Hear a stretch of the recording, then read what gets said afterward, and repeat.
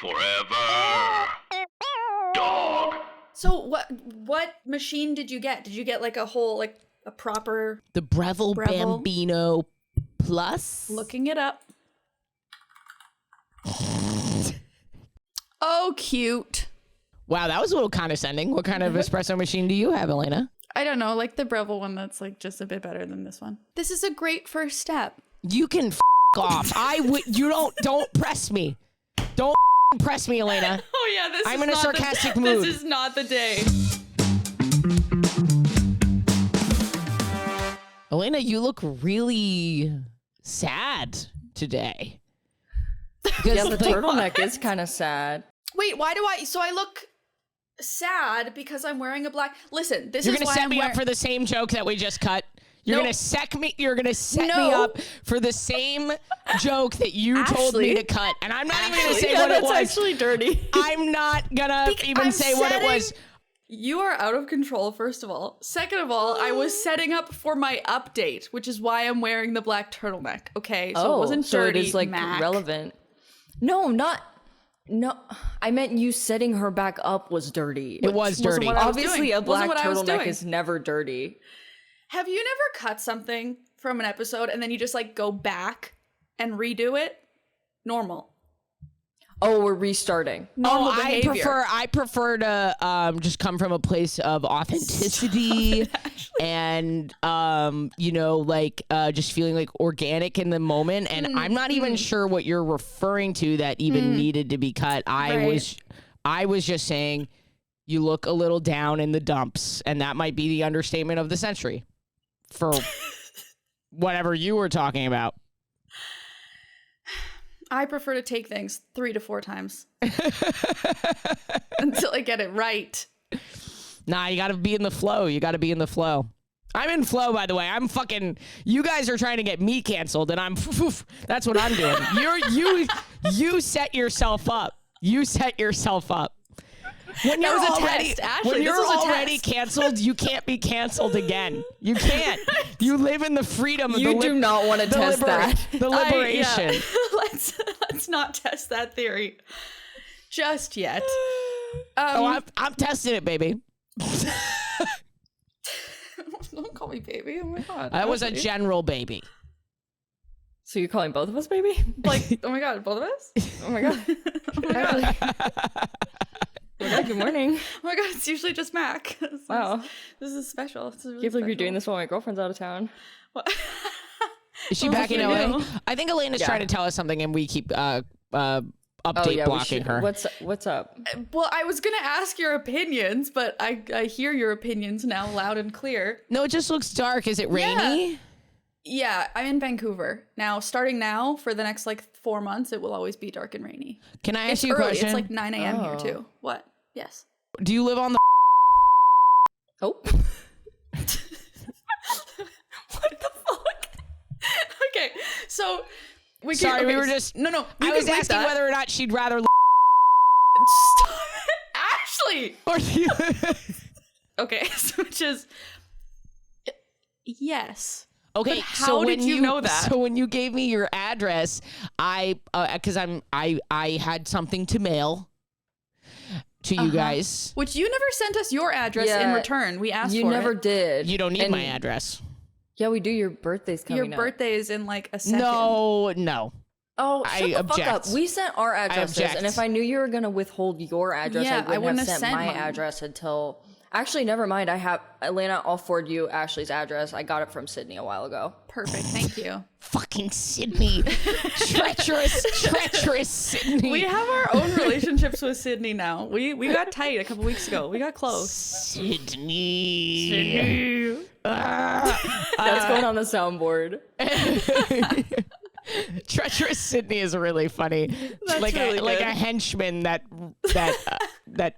betrayed me. Your top henchman, yeah. My top henchman. No, Alex is my top henchman. That guy. Yeah. I love Alex.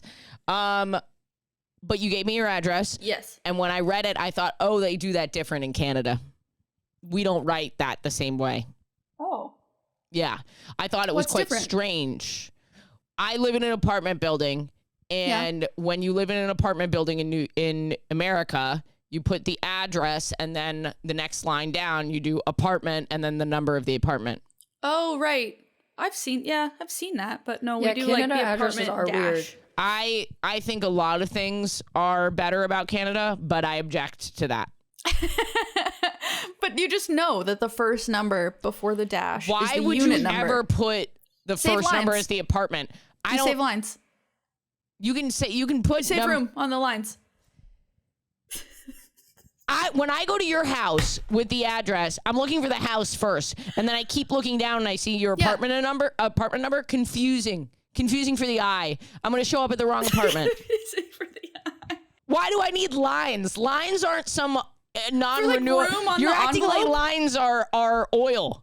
So if I you're don't need to printing labels, save. you can have a skinnier, a little thinner label. Little label. No one's printing labels anymore. There's plenty of room on envelopes. I don't know what you're talking about. Yeah, there is plenty. Thank you, Mac. Thank you. There's plenty. America. Make America great again. That's right, Dad. Yeah. We got to donate to Donald's fund for the envelopes. So wait, is there something up with the turtleneck? Oh, so okay, I have later today, I'm giving a major presentation for one of my classes, and I thought I would maybe wear this turtleneck to like look professional, but if I just look really sad. No, you don't look really sad. It's it's the ambiance and the fact that your camera's all grainy. It is. Yeah, Maybe it's really like dark. try It's dark explaining in something here. to us. What's your presentation on? I think that's important. Sex therapy, and more specifically, desire discrepancy in couples. Desire discrepancy? Yeah, so when one Horny partner, versus not horny. not necessarily. When one partner either wants, there's a discrepancy in like the amount of sex that you want. So one partner wants more than the other. Horny. Or sometimes it's that the partners want different forms of sex, or they want to have a different type Alayna of sex. is giving presentation on horny. And well, yeah, actually though. Honestly, I'm kind of and your excited about outfit, it. why are you not wearing a black tank top? I think actually you trying should to wear. Actually, because she needs people to listen to what she's saying. I think she should wear a black tank top and then put on the turtleneck in the middle to sort of like be like, oh, Like a I'm sh- yeah. like Like a I'm costume chilly, change. and that's like the desire discrepancy because everyone will be horny and then they'll Or- stop being horny. Maybe if it's like halfway through and people start like not listening as well, then you take off the tank top or you take off the turtleneck. Take off the tank top. No, don't do that. Don't do that. Definitely don't strip. That would be too much. Yeah, no, I am like very openly talking about sex. How and long is genitals it? and 45 minutes. Nice. Yeah, it's long. So that's where I'm a bit nervous because it's like a lot of talking. And I just want it to be. This is the part that terrifies interesting me and- about going back to school. I'm Don't horrible at public speaking. don't go back. Make your films, What? son. No, go back, son. It's No. exciting. You sound excited about it. I think it's great. You just want to be a normal. Yeah. You're I not a do. normal. You're a star. And normals don't She's like- public speak. Yeah. Ugh. Yeah. That's true. Luckily, this is something I'm interested in, excited about, and my class is pretty small. So, yeah. I'm excited to hear how it goes. Are we meeting next week? We maybe should. Can I show you guys something? Yeah. Yeah. Okay. Jen. Okay. Ugh. Oh So, yeah, congrats to Jen. I saw your Yes. Instagram story. I I'm didn't so see- what? happy for her. didn't see. She booked this lead role in an indie film. I'm not sure what the budget on the film is or like whether or not it's even a big deal, but I'm just really, it's so hard to. Of course, it's a big deal. It's yeah. a big deal in that like, she'll be working, she'll get all this experience as a lead role on set and like all this stuff. She'll get good stuff for her reel. And you know, it's just really hard to book fucking anything. So I'm acting is comedy is hell in its own way. Content creation can be annoying and comedy is hell. And acting is just by far the worst thing in the entire world because you Can't even cannot imagine. practice it on your own. You have no control. So Right. Jen has worked so hard. She's in class all the time. She took this like trip to LA specifically to like do kind of stuff like this, and so she booked it, and I'm really proud of her. But it does mean that it does mean that as soon as she moves in with me, she will be back in LA for another 10 days to be on set. And I'm just like, does she even love me, dude? Like, does she live even here? Stuff to stay away from you. Want to live with me? I was so excited. I have been like counting. I am doing so much home improvement. Yeah. 10 days is not a You're lot, actually. nesting. You're yeah, making and I flower got all of arrangements these left, right, and center. Yes, I have beautiful flowers, but anyway, I bought all these things because like it's very hard for me to cook because A, cooking for one blows, and B, I'm gone 4 days out of every fucking week. So you just got your panini press. I got my fucking panini press. I got the waffle inserts for the panini press so I can crisp up rice like I've seen on a TikTok. You're so fucking cute, bro. I got a very expensive blender. Okay, I got a nice blender. It matters that they're expensive. It does. Yes. No, I've had a cheap blender, and then I got an espresso. Oh, you did, dude. Okay, you did. And this is it. Kind of, you can't really see the froth anymore. But when we went to Greece, we got these really frothy espresso Fredos. They call them over there, and I learned how to make them. It's not really that hard. It's like a cold espresso. Yeah, you just Why make do you seem espresso. annoyed by it, Alayna? It's like a cold espresso. She's been making espresso for years. Honestly, That was me being knowledgeable, Mac. That was me knowing what I was talking about. It's like a cold espresso. we can't even hear you when you don't have the tank top on. We're like, what is this? Why is this woman saying this woman with brown hair saying more anything? with the turtleneck on because I feel like I'm like supposed to be listening. Thank you. Okay, so that's a vote of confidence for presentation in the turtleneck. I'm being No, really I actually think this is great for the presentation. Hinge is the dating app designed to be deleted. It's great for anyone looking to date with intention. Whether you're part of the LGBTQIA plus family or not, Hinge helps you find people you actually like. And the best part about Hinge are the prompts. They help people get to know you so you can match with people who share your interests and values. And now Hinge has launched their new bisexual preferences, empowering bisexual and queer daters to have more control over their dating experience. With this new launch, bi and queer daters have the option to customize their preferences for age and height across different genders, making it easier to find what you're looking for and go on great dates. Maybe you're interested in a woman who's taller and prefer a man or non-binary person who is older. Now, with Hinge's new bisexual preferences, you can find who you like and explore your different types more easily. We all deserve to have more control over our dating experience and go on great dates. So download Hinge and find someone worth deleting the app for. Espresso Fredo, it's a thing from Greece. You put it in the mason jar, and then you put the ice in with the espresso, and then you shake it real good so that it gets super frothy. And I love it. And I've been making it every morning. And I've been making it every morning for like weeks now. And I've been waiting to share it with you guys. But for some reason, it hasn't come up. So That just sounds like a cocktail. What machine did you get? Did you get like a whole, like a proper... I got what everyone said was the best starter proper espresso, which I believe is called the Breville Bambino Plus. Looking it up.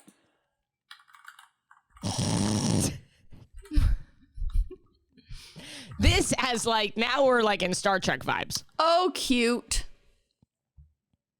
Wow, that was a little condescending. What kind of espresso machine do you have, Alayna? I don't know, like the Breville one that's like just a bit better than this one. Is it wider? Be like the Breville 9000. Yeah, I don't actually know what specific. Yes, it is. Is it wider?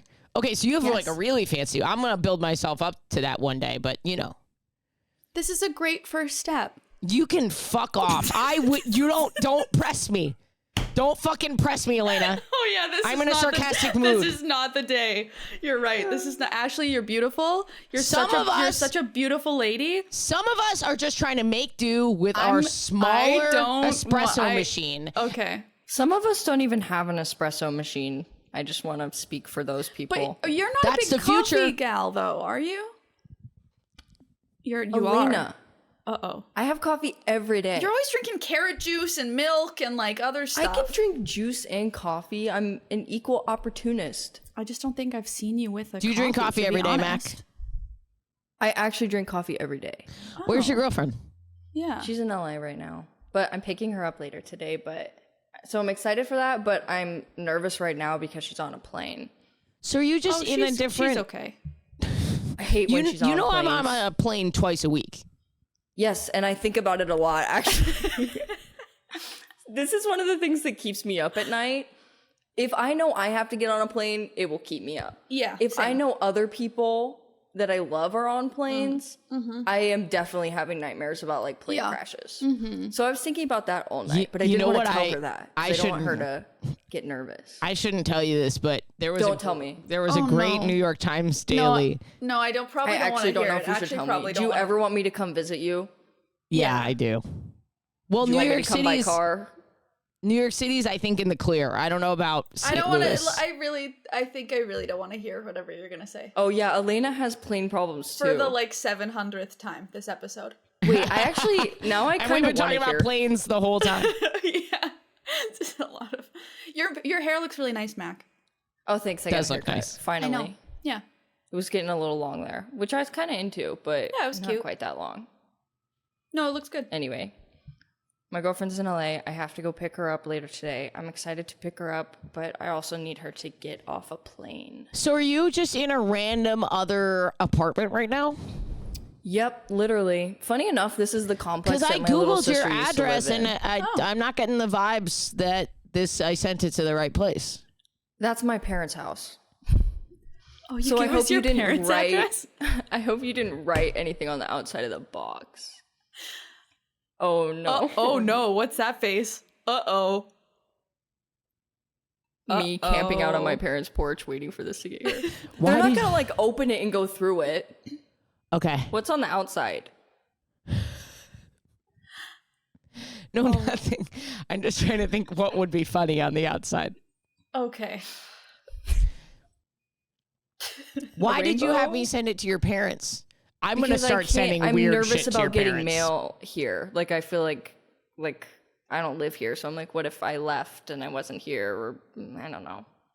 Yeah, it makes sense. It feels safer there. All my PR stuff goes to my parents right now. Well, it makes sense because you're moving around a lot. Yeah. This is the life. Anyway, you're making me nervous, Ashley. What did you send? A coffee maker. That's really sweet. No, I did not do that. These are very expensive. Hello, Fulton. Oh, Fulton's being especially cute today. I was hoping that I would be able to practice somehow a little bit of my presentation with you guys. That's what I asked earlier. I want you to I didn't hear it. Explain something or do the presentation, honestly. Well, I can't do the whole presentation, but I guess it's an episode. We just put out one episode of you practicing the whole presentation. People would probably love that. I guess because there's lots of parts that were quite interesting to me. Because I was trying to think, okay, what would be the one piece that would be the most interesting for the podcast? And it would probably be the stuff around responsive versus spontaneous desire. But I feel like people are fairly familiar with that at this point. Thanks to a certain individual who's gone viral talking about that several times, who maybe is not as good a communicator as her profession would suggest. Emily Nagoski? No.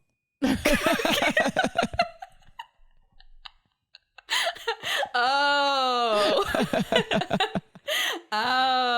Maybe she's done another podcast that we never really name or talk about, and she might have talked about that exactly on the podcast.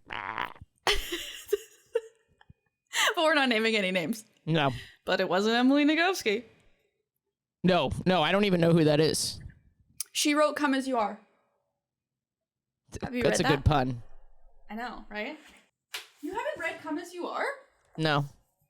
I don't like reading nonfiction. Oh. Mac, have you heard of this book? Have you read it? I love nonfiction, but I've never read that.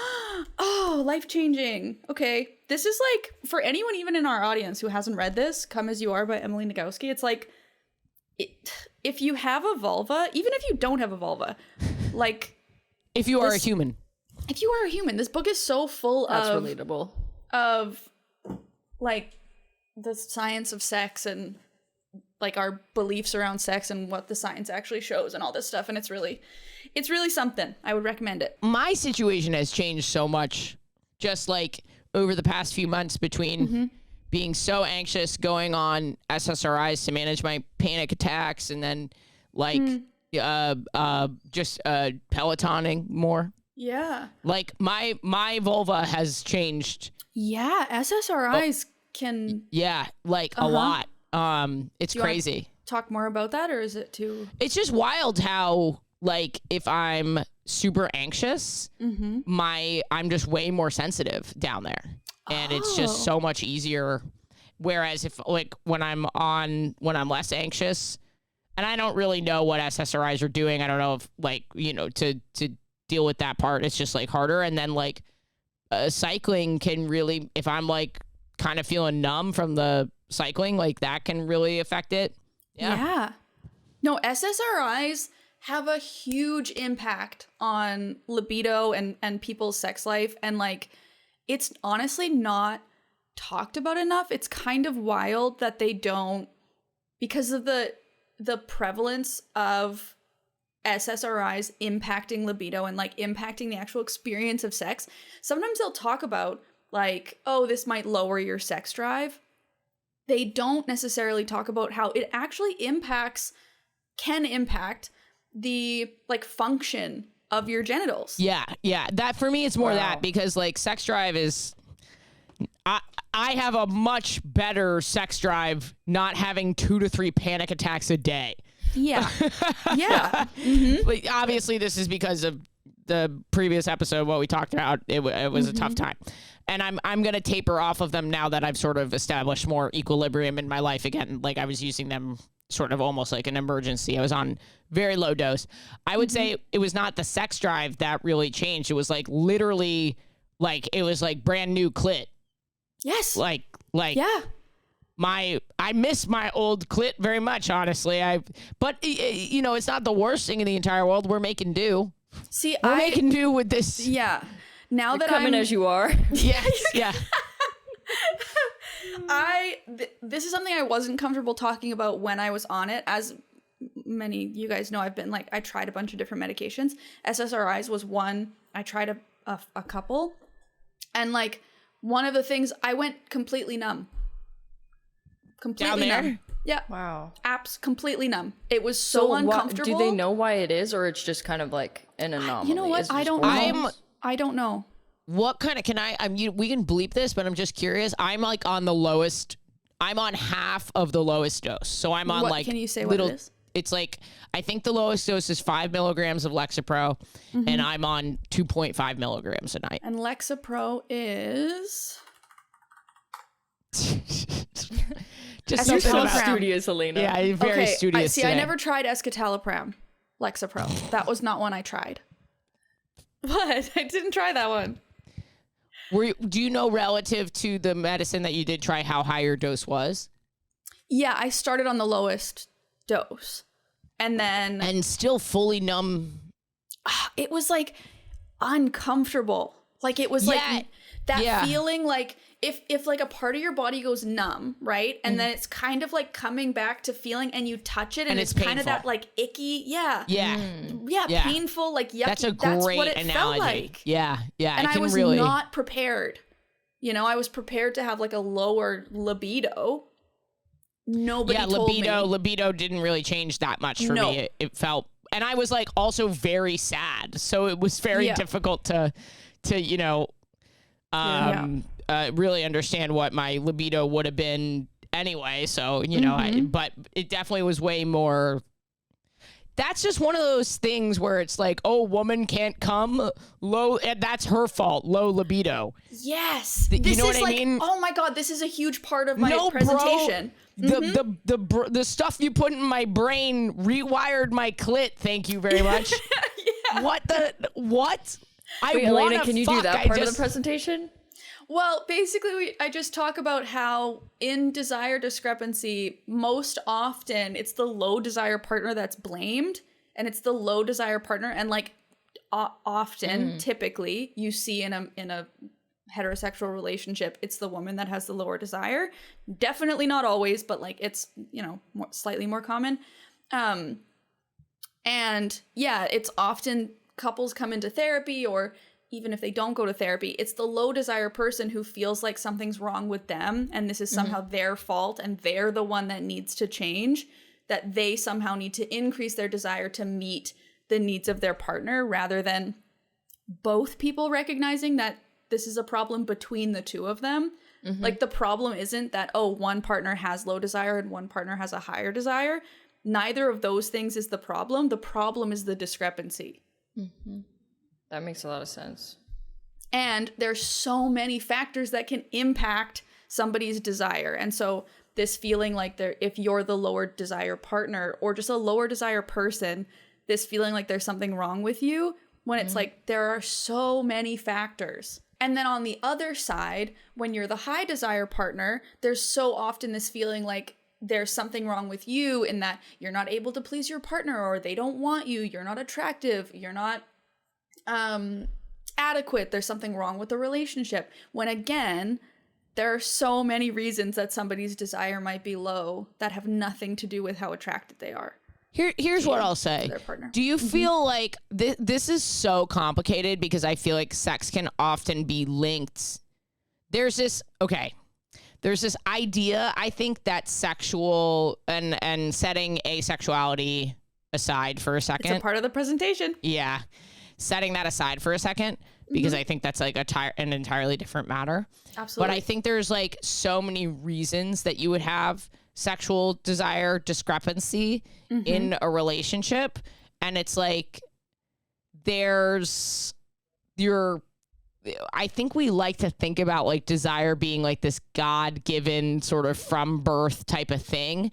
But in my experience, like your sex life is like very linked to how your relationship is going in my experience. Like when things are really good, the sex is like more regular and you're like on the same page.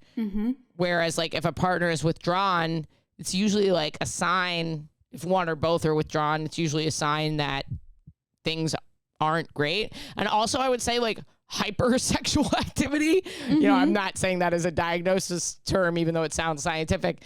I would say I've been in relationships where like we were having sex to keep the relationship going. Yeah. Where, you know what I mean? So it's like, how do you, in your relationship, if you're thinking about the desire, like how do you see that as a sign that this has nothing to do with sex or sex drives? Like there's something like happening between us as a couple. Yeah, right. Like you're asking, how do you tell? Like, I think you can do all you can to like manage the sexual desire part of it. But at the end of the day, maybe like you guys need to have a discussion about like your relationship. You know what I mean? Yeah. So that's like one part of, so what you're describing when you're saying, a lot of us think of desire as this like God-given kind of thing that just happens and you don't need to put time or effort into it necessarily. That's called spontaneous desire. So that's this idea we've all been fed, and many people do experience spontaneous desire. They can just kind of other one? Flip it on. So the other one is responsive desire. And this is, I don't actually know the prevalence between the two, but it's at least just as common, if not more common, than spontaneous desire, especially over time in a relationship, where all of these other factors need to be in place before desire appears. So the relationship context is one piece of that, you know? So people need to be in a space that they feel safe and that they feel is sexual. They need to have the stimulus that they particularly enjoy, sights, smells, tastes, sounds. The relationship needs to feel a certain way. And I'm saying these things not like, oh, every person needs to have all of these things in place, but it's different for everybody is the point.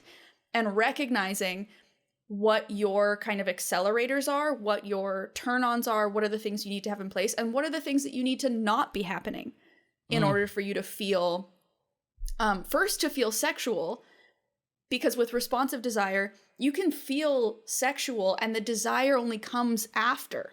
Like all of those things kind of are the foundation for the desire to then occur, right? And then once the desire is there, yeah. So is it like, a person is either responsive or spontaneous, or you're saying that like the thing that activates that person is either responsive and spontaneous? Like a men person are is this way since spontaneous birth. and women are responsive. Yeah. No, that's such a good question, Mac. Like, such a good question. You should totally go back to school. So it's kind of like it's kind of like both in a way. I'm not actually sure if there's research into whether you like being gay or straight, whether you have like if it's set in stone. I'm not sure. But well, gay people, it's responsive entirely because we've been pressured into feeling this way, and we're sort of like in this cult, and obviously we're suppressing our spontaneous desires, the three of us, towards men. Yeah. Yes. Yeah. But that goes without saying. Right. So if we're talking about the normals, like the straights. Yeah. Responsive. So I think the understanding is mostly that you kind of naturally fall into one of those two categories. Mm-hmm. But what can happen is at the beginning of a relationship, all of that excitement and the kind of new relationship energy can make a responsive desire person feel more spontaneous and feel like, so at the beginning of the relationship. Yeah, of course, because you're like doing more you're like, it's new, so it feels more exciting, and you're doing more fun little things for each other, and you're like a little simp bitch. You could even you're like argue that they're responding to the stimulus of like the excitement of the beginning of the desire. So exactly. that's that. Mac, you're so good at this. This feels like one of those deep philosophical questions where it's like, you know, which are they really actually just the same thing, but people are just like very different? You know what I mean? Like, yeah.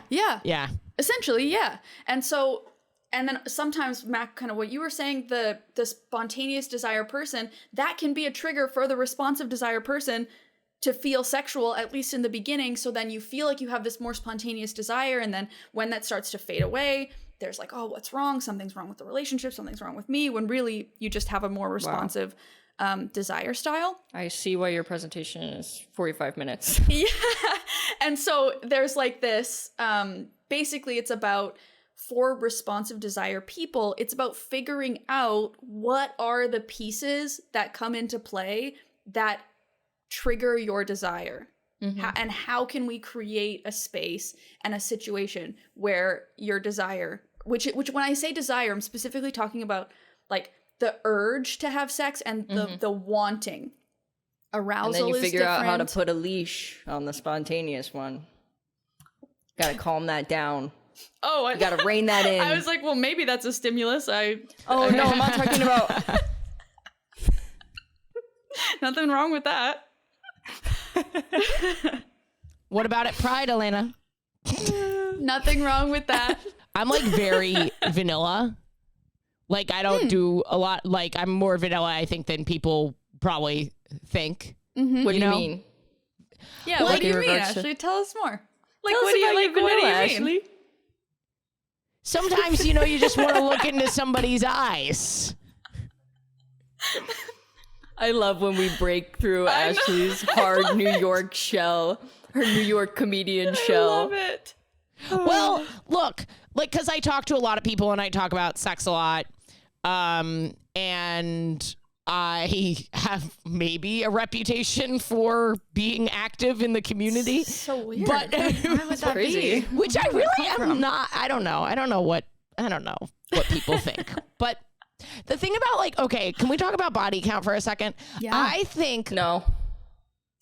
I'm not going to ask you what your body count is or tell you what a good body count is. Mac can't talk about her body count because she doesn't have one. Yeah, I don't have a body, fucking actually. Loser. Okay, we got in trouble for this last time, and I'm doubling down. Virgin, fucking Midwest Christian virgin. No, because we come out later in life, and so like obviously maybe some of us are running around having a lot of sex with men early in life, but like for me, I really wasn't having any sex with men at all. And then I was like classic U-Haul lesbian. So I'd only dated a few people. So then when I became a slut, I got a lot done in a very short amount of time, which I think made very efficient. And I think people thought like, oh, she's been doing this a while. That's not actually true. I had a period of, a very, prosperous period. My crop yielded quite well over 2 seasons and 2 harvests. And so, but now it's sort of calmed down. And when you are dating someone and you're in an open relationship, which by the way, I'm realizing there's so much more stigma than I even thought with the open. Yeah. Jen and I bit regret kind of talking about it, but I don't know how I would have. Where are you getting stigma from? Just like, I think just people are like, oh, like you can see it in their, you can see it in their reaction, Oh, in person? Yeah, they don't say anything mean, but I think part of it is, I'm about to say some shit. I think part of it is like a lot of open relationships are not healthy. Like a lot, because it's seen as sort of like, it's one of those tactics to like kind of save a relationship somehow. Or it's used as like thing, like someone's going through a confusing time, so they're using the open relationship as a way to explore things when the relationship's not healthy. And like there are not a lot of good examples of healthy open relationships. That's what I was gonna say, is it's like the examples that we see. It's like really me and Dan Savage that like are doing it publicly and well. But and I've read some comments, like kind of hateful comments in my stuff about like STDs and stuff. I was like, bro, we're lesbians. It's really difficult. It is so easy to have safe sex as a lesbian. It is so easy to have safe sex as a lesbian. But neither here nor there. Why am I talking about this? You're talking about open relationships. You started with body count. No, it goes all the way back to kink. Okay. Goes all the way to the top. Yeah. Sorry, guys, for this insane tangent. But yeah, I mean, when you've got someone at home who loves you, it really, like, for me to hook up with someone, I always say my open relationship is like the door is cracked open. Yeah. For me to open the door, I really have to be like, oh, some pussy. Like I really have to be motivated to get up and go to the door and open the fucking door. Yeah, why did you say it in that voice? Oh, wow. Some pussy. Because it's nice. We got the P word from Mac. We've got Mac. Have I never said that? I don't think so. Put it on the soundboard. Oh, that was like a half-ass. You hesitated. This episode is brought to you by Wild Grain. Wild Grain is the first ever bake from frozen subscription box for sourdough breads, fresh pastas, and artisanal pastries. Every item bakes from frozen in 25 minutes or less, no thawing required. The team at Wild Grain just sent me a new box, and there's so much delicious stuff inside. My Wild Grain box came with 2 loaves of bread, 2 pastas, and some apple pie bites. I made the sourdough the day we got the box, and it was delicious, probably some of the best bread I've ever had. The baking process is incredibly easy. I just took the bread out of the freezer, baked it for about 20 minutes, let it cool, and it was ready to eat. The bread has a homemade feel, but it's without all the mess and work. And now you can fully customize your Wild Grain box, so you can get any combination of breads, pastas, and pastries that you like. If you want a box of all bread, who wouldn't, all pasta, or all pastries, you can have it. Plus, for a limited time, you can get $30 off the first box, plus free croissants in every box. You heard her. Free croissants in every box and $30 off your first box when you go to wildgrain.com/chosenfamily. That's wildgrain.com/chosenfamily, or you can use promo code chosenfamily at checkout. Okay, I wanted to say to you guys, I literally want to try using a dental dam so bad. I have never used one before. Just do it. Well, there's none around me, and I don't really want to order it.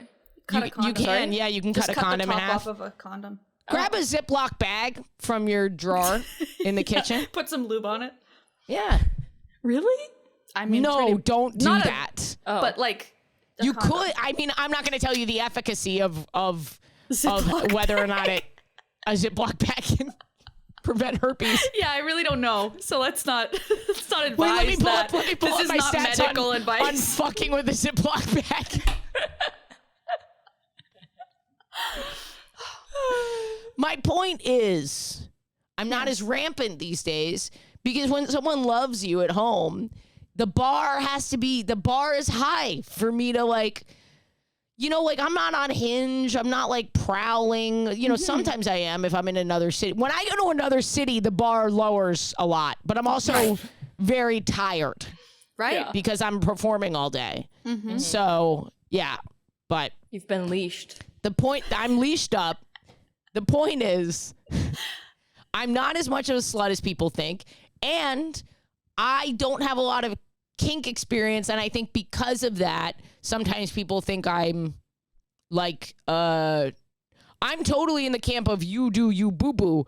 But like when I hear about some of the stuff, I'm like, my eyes go wide because like, it's not for you. Because I don't even know if it's for me. I just don't. I'm like, that's interesting. I have this like persona that people think I'm so experienced. So like, oh, that must be shaming. But it's like, no, I've just literally, I'm just never even heard of it. Scared in a good, right. Exactly. I'm just like scared in a good way kind of thing. Yeah. You know what I mean? Like I'm intrigued, but terrified. Ashley, I think you need Isn't that what kink is? Being intrigued, but terrified? Well, yeah, for people who maybe want to like play with it. So like Ashley, I'd maybe like think about that a little bit more. I have, and I'm not. I think I need like a dom mommy because some company, I think Balessa sent me. I think it was them sent me like this BDSM starter kit, and we just failed. I couldn't get the ties to go. I like, you know, it just wasn't. I need someone else to do it to me first before I feel like. You know, you're a visual, hands-on learner. Yeah, kinesthetic. But like, also how lovely that can be like a playful experience, even if you quote unquote failed at it. That can still be like this fun, it was so playful fun. thing. That's like that's what you want. That's what you want. You want to experiment and explore with somebody who, even the quote unquote failures, big air quotes, can be like this fun. I'll tell you what I do like. Experience. Ooh, tell us. Suffocating in a pair of. We knew that, actually. Yeah. You actually bring that up all the time. I love that. Do I really? Well, no, you don't bring that up a lot. I'm like, on the other podcast, I probably said it 5 or 6 times. Okay. I'm like, you used to talk a lot about, like, rimming. That you used to talk a lot about. Is that kinky? I mean, to a point. There's lots of people that would not. Okay. This is so. Anal play has increased significantly. Anal has increased. Like in the past, I don't know how many years it is. Decade. But like, the great renaissance of the ass of 2012. Maybe it's decade. We owe maybe it to the Kardashians more than anybody. Okay. I think we just owe it to like more open discussions around sex. Like who's reporting that they're doing anal? They do surveys and stuff about people's sexual activities. Hi, I'm Ashley Gavin reporting for anal duty. It's all Ashley. I am reporting. Ashley is responsible for the entire increase. It's just Ashley running around. I had a great anal period, the great anal period of 2019 for me. Yes. But it's weird. There was a spike that year. It started in 2012. I remember it. And now we're back to big titties. Back to big titty stuff. Yeah. Do you guys think that anal has actually increased, or do you think that there's less shame around it and so people are reporting it more? Because that's something that like religious, I don't know if this is offensive, but I've known people that, you know, they go in the back door because they're like, it doesn't break any rules. Yeah. So I feel like because religion... Ashley, you're about to laugh, but like that's real. That's no, so I'm real. laughing because I know feel like that more that's people real. would have done it before. No. I don't think that's where the spike is coming from. No. I don't think religious people were like, we can talk about this. God is good with it. We got to tell the government that we're doing Everyone's anal. doing it. Yeah. I don't think there's Ted just been Cruz an is like in acceptance helping and that. exploration Is there that area. So there's no reason that's reported for that, or no like association to something? It's Not just that I The know Kardashians, social media, butts everywhere. Yeah. You think I'm fucking around? I am not fucking No, I around. don't think you're fucking around. That's just hilarious. Me being like, why has anal increased? And you going, the Kardashians. They're innovators. They're influencers. Okay, wait, but Ashley, this might be too detailed or personal. We are at 50 minutes, just by the way. I just really want to know, when you said I remember the moment it happened, like, I would love to know about your first. My first ass? Yes, I would love to know your first experience and like, how did that happen? What drew you in? How did it feel? The year was 2012. Yeah, tell us. Oh my God, I'm so excited. I had a girlfriend. More butt play was coming into the zeitgeist. I had been with this woman a few years. We had a great sex life, probably too good. Mm-hmm. That'll get you. Oh man, it'll get you. I reflect sometimes on it. I think that was a time in my life. I think we were both just mutually curious, and it kind of came up, and we were like, mm-hmm. and so that's how we started. And never let her eat mine. Still haven't done that. Not sure I'll ever do that. And that's okay. But my butt is not.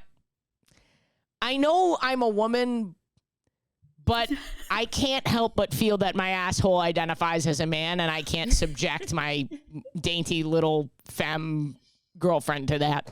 Yeah, you don't want to emasculate your asshole. She jokes about it, like, oh, I'll do it, and I'm like, okay, let's do it, and then she's like, never mind. So you have a mutually agreed upon disinterest. Yeah. And then that was really fun. Was with her for a long time. Got into another relationship. We didn't do that. And then when we broke up, I just met one of the best butts I'd ever have the pleasure of meeting, and it had to be done. Butt? What makes a good Come butt? on, man. Don't make me do this. Come on, bro. Yeah, that's rude. The Kardashians. The Kardashians. I guess what I'm trying to think of, we obviously didn't answer a question. And so I'm trying to think of, like, in terms of turning this into a kind you of think helpful. The listener is going to write in what makes a good butt? I'm in the Patreon. I'm in the Patreon being like, describe a good butt. Please describe a good butt. Okay, that was okay. Describe a nice pair of titties. The question was out of pocket. What I'm trying to get at. Hey, Mac, moan for me and then describe what a nice labia looks like. What I'm trying to get at is for anybody who is, let's say, curious, in your words, a little bit frightened but intrigued, right, by a new thing. When you're somebody who's exploring a new thing, why don't you answer this fucking question, Alayna? Huh? Why me? Why me? Because of this? Because of that? Because you're talking about it. Okay. I want to know, like, how do you know, like, what is the feeling for you of the hell yes? Like, when you're trying something new and you're like, oh, I like that, versus not for me. Is there a way you can put that into words? Because I think some people are like, well, I want to try this thing, or I've tried something and I didn't really know if I liked it. Do you know what I mean? I just don't do anything that, like, I don't think that I don't feel inspired to do. Okay. If someone brings it up to me and it doesn't sound like fun, no one's ever brought anything up to me that doesn't sound like fun. I'm going to be honest. Uh-huh. Because I just like knowing that my partner's having a good time. So I'm willing to try most things. But I think, God, I don't know that I have a good answer for you, because, like, I'm very in touch. I'm very in touch with my gut, you know? Yeah. So not everybody is. Yeah. And I think ultimately you have, speaking of butts, you got to stop that, dude. No one wants to see that. And I'm sorry to shame you, but that's the truth. And that's a good butt. Oh. No, not really. Cat butts are not great butts. Dog butts, you go butt, and you can, like, you know what I mean? When you're, like, petting them and you, like, shake them. Oh, I can do that with Fulton. I cannot believe your cat lets you do that. Oh, that's so Bugs, cute. She likes, like, being hit. Yeah. Like, the side, she loves a smack. Speaking of kink. So cute. Yeah. Anyway, okay, well, I think that was an episode. This one going to be monetized? Yeah, I don't know that. Perhaps not. Daddy YouTube We'll figure it out. Allow I really miss my girlfriend now. Oh, yeah, poor Mac. Goodbye. Wait, no. Oh, we didn't intro. introduce. We didn't do the Patreon.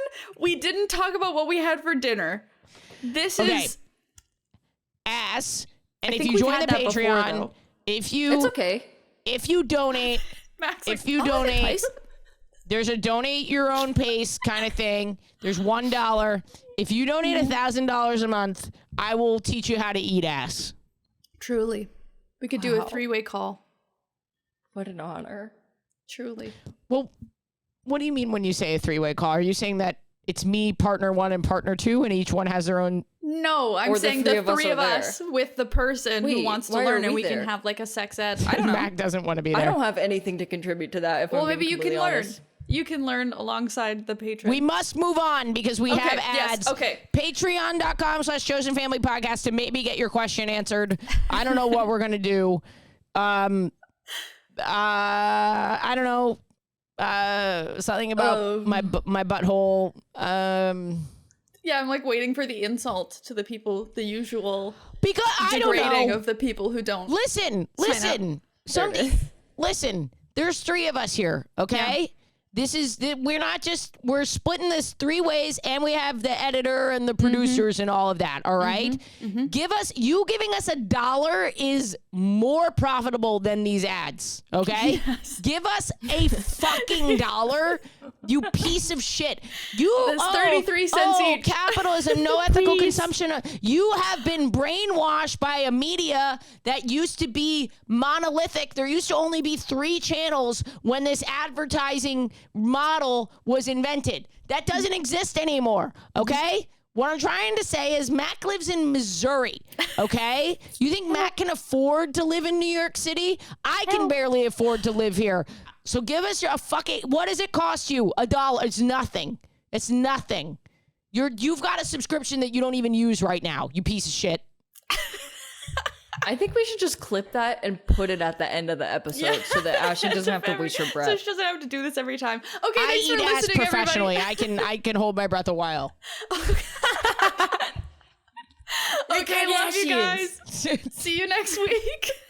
Chosen Family is a Forever Dog production, hosted by Ashley Gavin, Alayna Joy, and Mac INGEMI. Edited by Danny Jewell, executive produced by Mariah Nicholas. Forever Dog Productions is Joe Cilio, Alex Ramsey, and Brett Boehm.